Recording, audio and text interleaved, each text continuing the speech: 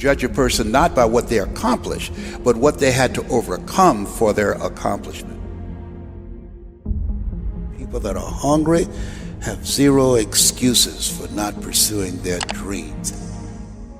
And they come back again and again and again. They operate like Willie Jolly, who said that a setback is a setup for a comeback. I've got a saying, if life knocks you down, try and land on your back, because if you can look up, you can get up. You can get up. You can get up. Get up. I'm training people to get into their greatness, to begin to develop the courage to pursue dreams beyond their comfort zones. Because in order to do something you've never done, you've got to become someone you've never been. When you're pursuing your greatness, you don't know what your limits are, so you act like you don't have any. There's never a shortage of opportunities. It's just a shortage of thinking. Because some things are taught and some things are caught. When I was in the 5th grade, they put me back from the 5th grade into the 4th grade. I failed again in the 8th grade. I have no college training. So being identified and labeled as DT, the dumb twin, it gave me a lot of things to overcome. And so there was no one to dispute what was said about me, and I bought it. Even if you are told a lie, faith comes by hearing and hearing and hearing. You hear it often enough, it becomes your reality. Perception, not challenge, becomes real for you. Someone's opinion of you does not have to become your reality. So if you can track failure, you can also track success. You have greatness in you. I don't know you, but here's what I know based upon my own experience. You have greatness in you, that you have the ability to do more than you could ever begin to imagine. You have greatness in you. There's a presence in each and every one of us that waits and listens to the voice of the genuine in yourself. It will be perhaps the only guide you will ever have or hear. And if you cannot hear it, all of your life will be spent on the ends of strings that somebody else pulls. When you recognize your greatness, no one will ever pull your strings. You are different. You were created on purpose with a purpose to manifest that purpose through you. But you will never exercise authority and dominion over your life until you exercise authority and dominion over what you are not. Most people go through life living the lie that has been told about them. There's something in you that's greater than your circumstances. There's something in you that's greater than the adversities that you're facing. In life, you're either in a problem, just left one, or headed toward one. You have greatness in you. I walk in a room now and I know the hours and years and decades I put into David Goggins. That's something, it's not on the wall.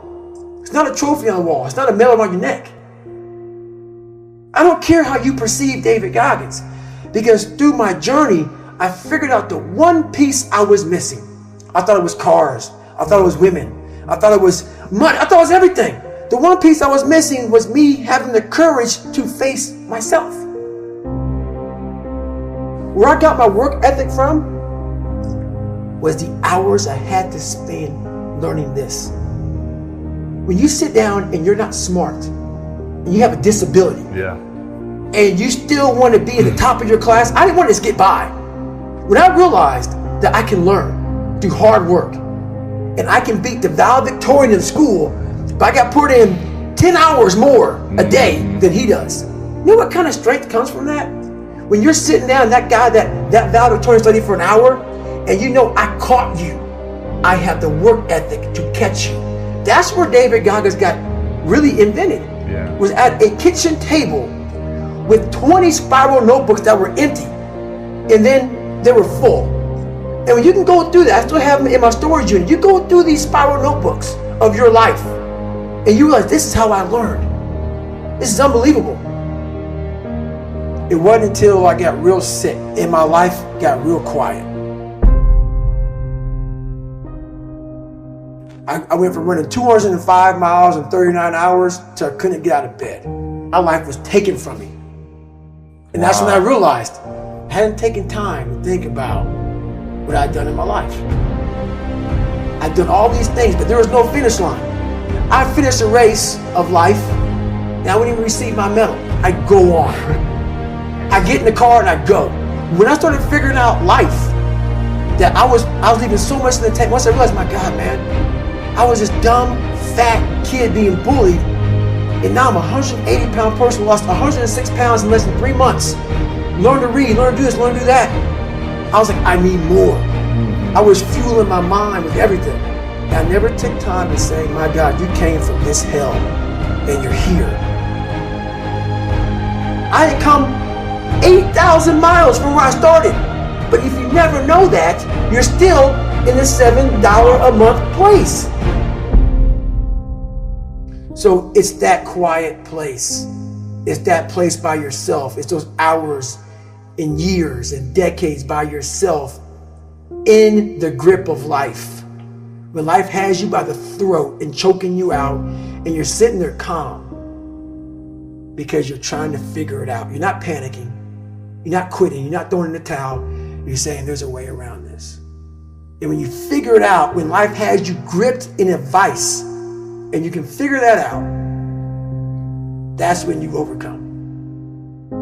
That's when you overcome. The journey getting there was harder than going through it.